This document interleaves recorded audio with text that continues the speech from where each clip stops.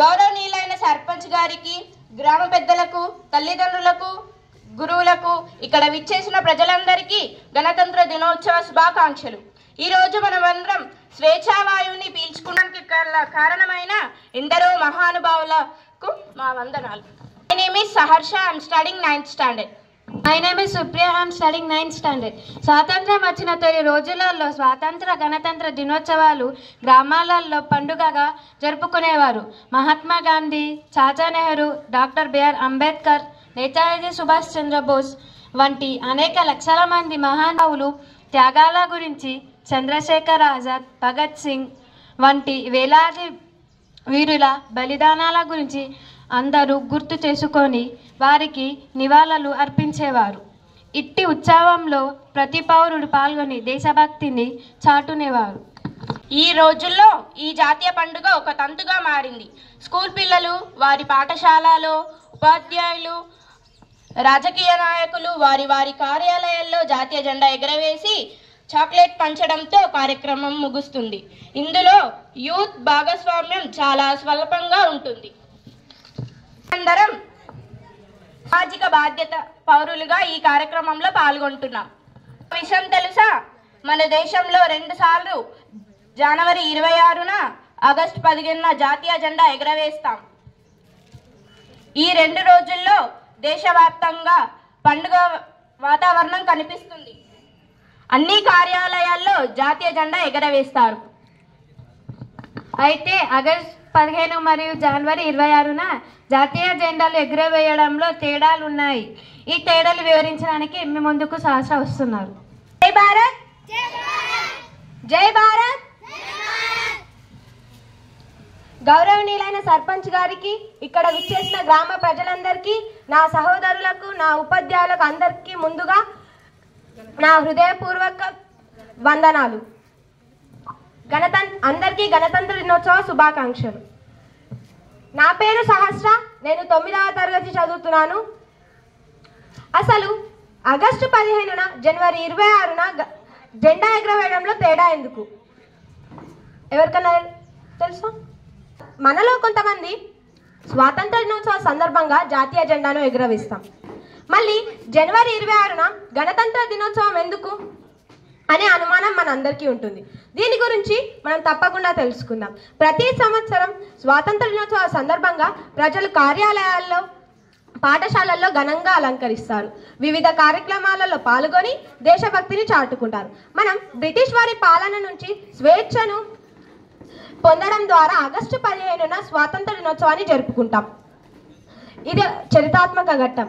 అలాగే మనం ఎవరు, మన గుర్తింపేంటి అని చెప్పేది రాజ్యాంగమే. మన పూర్తి వివరాలు, మన రూల్స్, మన పద్ధతులు, మన సాంప్రదాయాలు, హక్కులు చెప్పేది రాజ్యాంగమే. కాబట్టి రాజ్యాంగం అమల్లోకి వచ్చిన రోజున జనవరి 26న గణతంత్ర దినోత్సవాన్ని జరుపుకుంటాం. అసలు ఆగస్టు 15న, జనవరి 26న జెండాను ఎగరవేయడంలో కొన్ని తేడాలు ఉన్నాయి. ఆగస్టు 15న జాతీయ జెండాను కింది భాగంలో కట్టి పైకి లాగుతారు. ఆ తరువాత ప్రధానమంత్రి దివానా పథకాన్ని ఎగరవేస్తారు. మనం బ్రిటిష్ వారి పాలన నుంచి దేశానికి స్వాతంత్రం పొందిన చరిత్రాత్మక ఘట్టానికి గుర్తుగా అలా చేస్తారు. జనవరి 26న జాతీయ జెండాను కర్రకి కింది భాగంలో కట్టివ్వడి ఉంటుంది. పైకి లాగేలాగా ఉండదు. కట్టి అక్కడే ఎగరవేస్తాము. పైకి లాగేలాగా ఉండదు. ఎందుకంటే మన భారతదేశానికి ముందుగానే స్వాతంత్రం వచ్చిందని దానికి అర్థం. Thank you. జై భారత్. నా పేరు వీరబాబు. నేను 8వ తరగతిలో చదువుతున్నాను. జై భారత్. నా పేరు రేవంత్ ప్రకాష్. నేను 8వ తరగతి చదువుతున్నాను. ఇప్పుడు మేము రాజ్యాంగ పీఠికని చెప్తున్నాం. భారత రాజ్యాంగ పీఠిక. భారతదేశ ప్రజలమైన మేము భారతదేశాన్ని సర్వసత్తాక, సామ్యవాద, లౌకిక, ప్రజాస్వామ్యం, గణతంత్ర రాజ్యాంగాన్ని నిర్వహించుకోవడానికి పౌరులందరికీ సాంఘిక, ఆర్థిక, రాజకీయ న్యాయాన్ని, ఆలోచన, భావప్రకటన, విశ్వాసం, ధర్మం, ఆరాధనలతో స్వాతంత్రాన్ని, అంతస్తుల్లోనూ అవకాశాల్లోనూ సమానత్వాన్ని చేకూర్చుటకు, వారందరిలో వ్యక్తి గౌరవాన్ని, జాతీయ సమైక్యతను సంరక్షిస్తూ సౌభ్రాతృత్వాన్ని పెంపొందించుకోవడానికి 1949 నవంబర్ 26న మన రాజ్యాంగ పరిషత్తులో ఎంపిక చేసుకుని శాసనముగా రూపొందించుకున్న ఈ రాజ్యాంగాన్ని మాకు మేము ఇచ్చుకున్నాం. Thank you. గణతంత్ర దినోత్సవ ప్రత్యేకతను తెలియజేయడానికి సిమ్రాను వేదిక మీదకి ఆహ్వానిస్తున్నాను.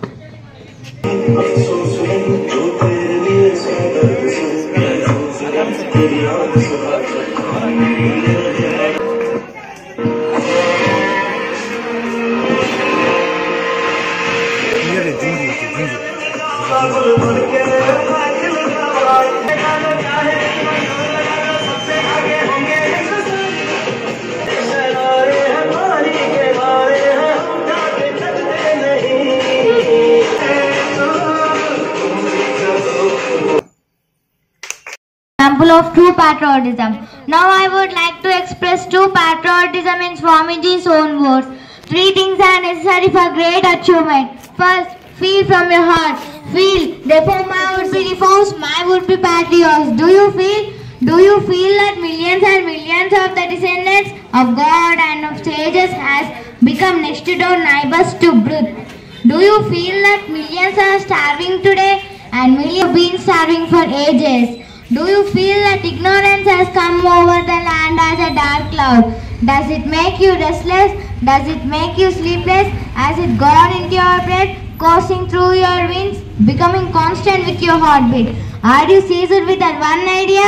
And have you forgotten all about your name, your frame, your wife, your children, your property, even your own bodies? Have you done that?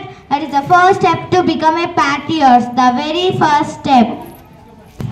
You may feel that, but instead of spending your energy in soothy talk, have you found any way out, any practical solution? Some help instead of condemnation, some sweet words to soothe their miseries to bring them out of these living death. Yet that is not all. Have you got the will to overcome mountain high obstruction? If your wife and children are against you, if money goes, name dies, wealth vanishes, would you still dare to do? Would you still stick to it? Whole world stand against you with sword in hand. Would you still stick to it? Would you still pursue it and go on steadily towards your own goal? Have you got the commitment? If you have these 3 things, each one of you works miracles. Thank you. Jai Bharat, Vande Mataram. జై భారత్. నా పేరు సాయి స్ఫూర్తి, నేను 5వ తరగతి చదువుతున్నాను. జై భారత్. నా పేరు ఆరాధ్య, నేను 6వ తరగతి చదువుతున్నాను. జై భారత్. నా పేరు శ్రీజ, నేను 5వ తరగతి చదువుతున్నాను.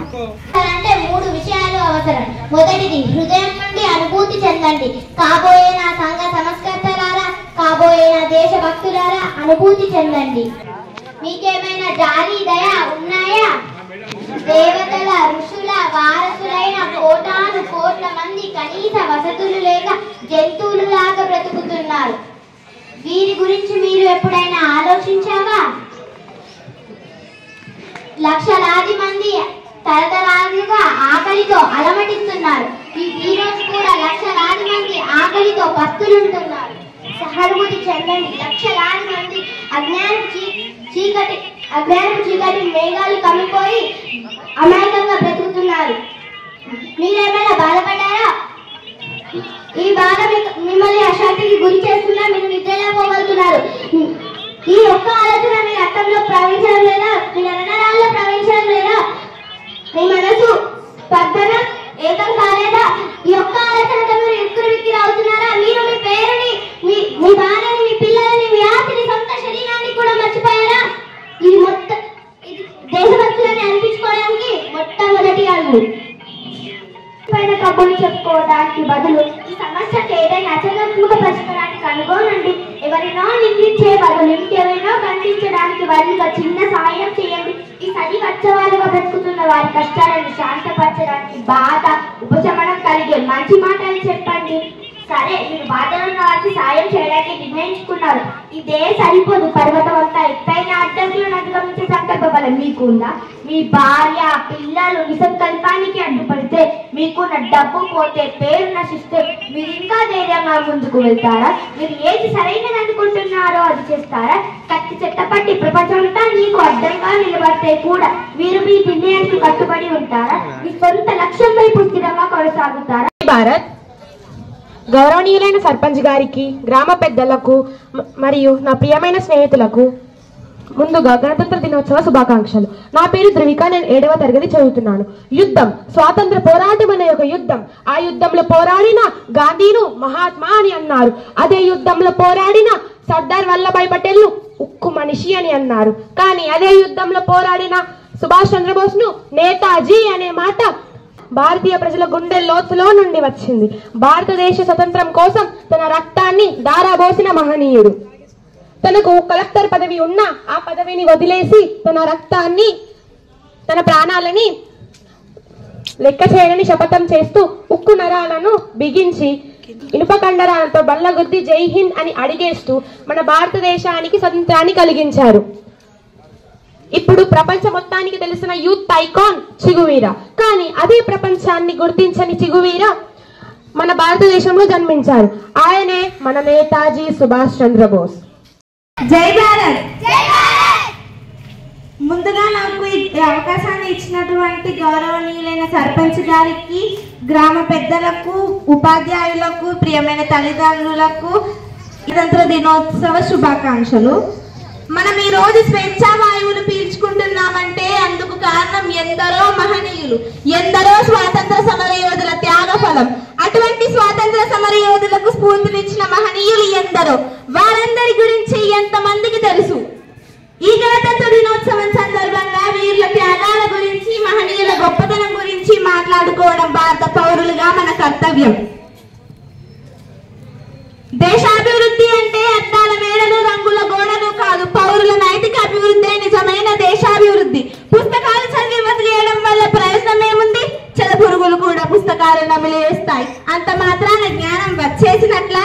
ఎంతకాలం జీవించామన్నది కాదు, ఎంత గొప్పగా జీవించామన్నదే ముఖ్యం. నేను, నా దేశం, ఈ రెండిట్లో నా దేశమే గొప్పది. ప్రపంచంలో 750 కోట్లకు పైగా జనాలు ఉన్నారు. కానీ అందులో ఎంతమంది చరిత్రను తిరగరాసే విధంగా జీవిస్తున్నారు. ఆనాడు అంటరానితనం, అస్పృశ్యత రాజ్యం వెళుతున్న సమయాన కనీసం ఎదురు తిరిగి అడగడం కూడా తెలియని సమాజంలో ఉన్నప్పుడు అంబేద్కర్ తన చదువుని కొనసాగించి అంటరానితనాన్ని, అస్పృశ్యతని ఎదిరించి ఓడించి గెలిచిన మేధావి. యావత్ భారత ప్రజలందరి తలరాతలను రాసిన యోధుడు.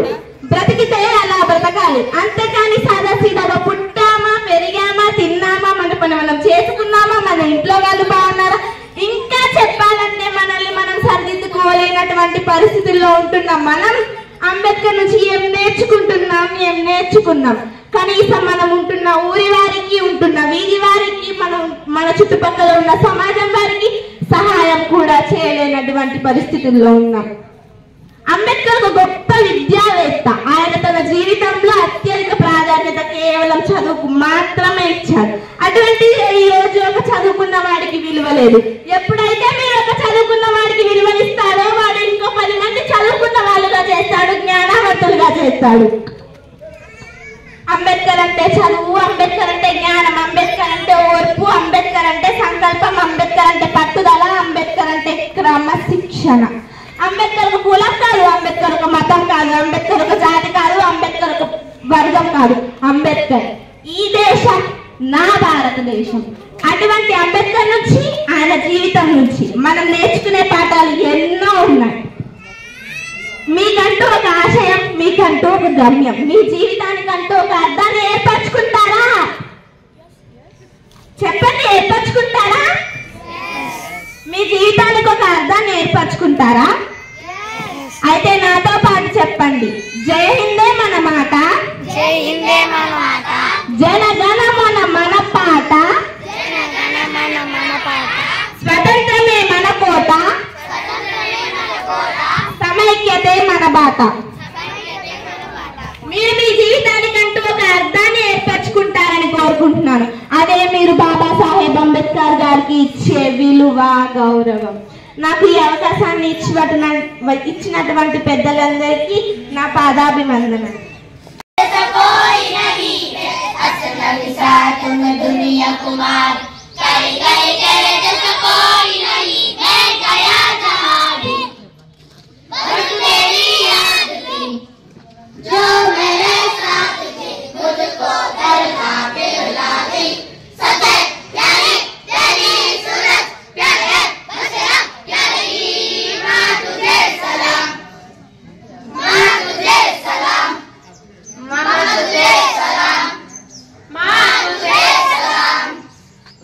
My name is Mohammad and I am studying 7th standard. Jai Bharat to all. My name is K. Karthik. I am studying 8th standard. Now I am going to recite preamble in English. The Constitution of India preamble. We, the people of India, having solemnly resolved to constitute India into a socialist, secular, democratic republic and to secure to all its citizens justice, social, economic and political liberty of thought, expression, belief, faith and worship. Over to Karthi. Equality of status and of opportunity and to promote among them all. Fraternity accruing to the dignity of eternity and nation. In our Constitution Assembly this 26th day of November 1949 do adapt, enact and give to ourselves this Constitution. Thank you for giving this wonderful opportunity. బాబు రేవంత్ గణతంత్ర దినోత్సవ ప్రత్యేకతను తెలియజేయడానికి సిమ్రాను వేదిక మీదకి ఆహ్వానిస్తున్నాను. గౌరవనీయులైన ముఖ్య అతిథులకు, పెద్దలందరికీ మరియు నా ప్రియమైన స్నేహితులకు ముందుగా గణతంత్ర దినోత్సవం శుభాకాంక్షలు. నా పేరు సిమ్రా, నేను 7వ తరగతి చదువుతున్నాను. ఈ రోజు మన 75వ గణతంత్ర దినోత్సవం వేడుకలను జరుపుకుంటున్నాం. భారతదేశ ప్రజలకు ఇది చాలా ముఖ్యమైన రోజు. ఈ రోజు ప్రతి భారతీయుడు ఎంతో ఉత్సాహంగా జరుపుకుంటారు. ఈ రాజ్యాంగం ప్రపంచంలో కల్లా అతిపెద్ద లిఖిత రాజ్యం. ఈ రాజ్యాంగం వల్లనే మనకు స్వేచ్ఛంగా జీవించడానికి హక్కులు లభించాయి. మనం ఇంత స్వేచ్ఛంగా ధైర్యంగా బతకడానికి ముఖ్య కారణం సైనికులు, మన దేశ పోరాడిన వీరులు ముఖ్య కారణం. అయినప్పటికీ నేటికి మన దేశంలో పేదరికం, అవినీతి, నిరుద్యోగులు, మహిళల భద్రత, రైతుల ఆత్మహత్యలు వంటి ఎన్నో సమస్యలు ఎదురుస్తున్నాయి. వీటిని అధిగమించడానికి మనమందరం కలిసి పోరాడాలి. అందరూ కలిసిమెలిసి దేశంలో ఉన్న సమస్యలను అధిగమించాలని కోరుకుంటున్నాను. నాకు ఈ అవకాశం ఇచ్చిన పెద్దలందరికీ కృతజ్ఞతలు. జై భారత్, భారత్ మాతా కీ జై. Thank you సిమ్రా. ఇచ్చిన సర్పంచ్ గారికి, ఇక్కడ విచ్చేసిన పెద్దలందరికీ మా కృతజ్ఞతలు.